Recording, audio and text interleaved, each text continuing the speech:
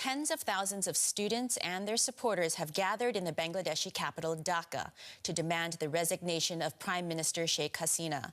They blame the government for a violent crackdown on dissent, which left at least 200 people dead in recent protests against government job quotas.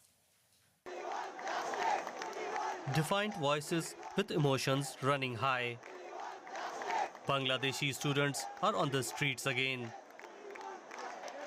Now they are demanding that the country's Prime Minister step down and that the government face trial for a deadly crackdown that has killed at least 200, mostly students and young people. She must resign. And she must face trial. And not only Sheikh Hasina, her whole cabinet and the government must resign. This regime and the fascist rule must be abolished.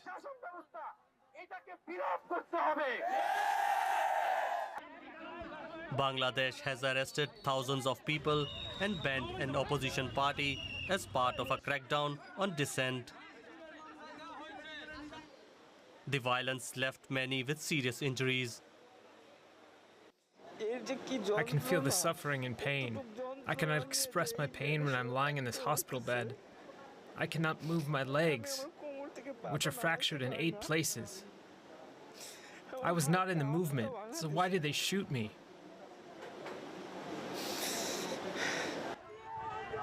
These student protests started peacefully against government job quotas. And even though the quotas were scaled back, the police crackdown continued.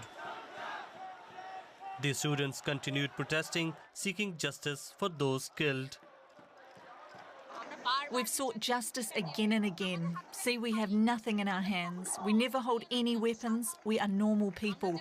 We just want to live a life without discrimination. Such brutal killing is never acceptable in a democratic country. Prime Minister Hasina called upon the protesters to sit down with her to put an end to violence. The protesters see this call for reconciliation has come too late. Hasina's government continues to struggle to control one of the most intense protest movements in Bangladesh's history. Let's get more on the story from DW reporter Binish Javed. Binish, what do these tens of thousands of people on the street mean for the government of Sheikh Hasina? Melissa, these protests today in Dhaka and in other parts of Bangladesh have just added to one which was already one of the worst crises that the government of Sheikh Hasina has faced in her 15 years tenure. This now poses a serious challenge to the leadership of Sheikh Hasina. These pictures that we see on the screen, basically these are just revival of the student protest movement that started basically against the government quota system. But this revival that we see on the screen is basically calling for accountability of at least 200 people that have been killed in these protests. And what these protesters say, killed because of the crackdown by the Bangladeshi state. Melissa, out of the at least 175 dead bodies that were analyzed, the data of which were analyzed by a Bangladeshi newspaper, according to that data, at least 137 of the bodies had bullet wounds, and more than 100, around 100 were less than 30 years old. This is like a trauma for the country. They are not forgetting what had happened. And now that the internet restrictions have loosened, curfew has loosened, the anger that the Bangladeshi people had, it's just that we see that anger now on the streets. And they're not afraid. Does that mean that people don't think the security forces will turn their guns on young people again? Melissa, there is international pressure and there is domestic pressure. First, if we talk of the domestic pressure, in the report we saw soundbite of Nahidul Islam, one of the protest coordinators. He was abducted twice. According to his family, he was tortured, he had bruises, and yet we see him with the crowd, defiant, with the courage, because these people, these coordinators have sort of become like a hero for many Bangladeshi people. And it's not only the students that we see now in these pictures, we see people from parents, we see lawyers, we see teachers, professors speaking up for the students. We see rickshaw pullers joining these protests. So there is this domestic pressure now on the government of Sheikh Hasina, but then there is also international pressure, especially from the UN, that has expressed serious concerns. We actually have a soundbite of the UN spokesperson. Let's have a listen to what he said. The Secretary General is concerned about reported mass arrests of thousands of young people and political opposition in connection with the current student movement. He is also alarmed by emerging reports about the excessive use of force by security forces and credible evidence of human rights violations. Now, the students just have one demand now. Before, they started out with a demand of a list of 9. If the Prime Minister concedes and steps down, which is the sole demand right now, do you think the protests will stop? Of course, if the demand is fulfilled, then the protests ideally should stop. But the journey will not be that easy. So far, what we know, the government has resisted.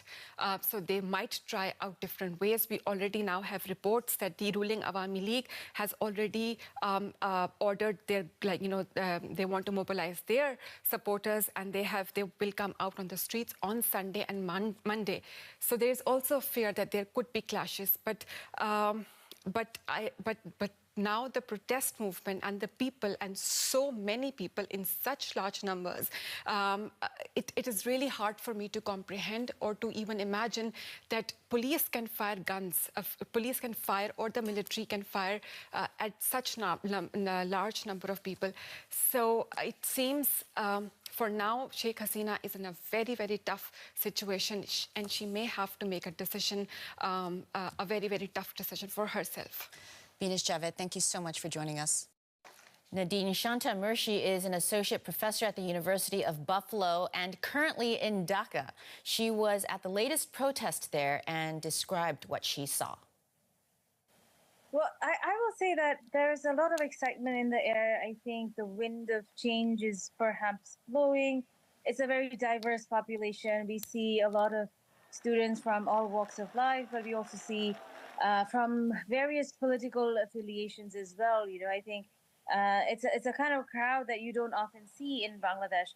They're there in the thousands, and that's amazing, because until recently, 2 weeks ago, I went to a protest and it was just like 15 people. And so within 2 weeks, we see a very huge increase in the number of people who are on the streets. And I think that's really interesting, also because it's very peaceful, diverse, and energetic at the same time. How likely do you think it is that the Prime Minister steps down? Well, that's a more difficult question, right? And it's hard to think about what's going to happen tomorrow, but I think it's perhaps easier to think about what's coming the day after, which is there is hope, right? We see a student protest movement that went from a quota movement and one that's aimed at equity and so on, to move on to state violence, and then to move on to this anti-state movement, and just in 2 weeks, right? And I think it speaks to a political consciousness that we haven't seen before, perhaps in the last decade or so. We've seen ways in which the student movement have been able to resist co-optation, and we've seen how students have shown how to be leaders in a more collective way. They are talking about governance in ways that are shared. They're talking about distributed leadership, and I think that's what's coming, and I think that's a space of real hope. Nadine Shanta Murshid, thank you so much for joining us. Thank you for having me.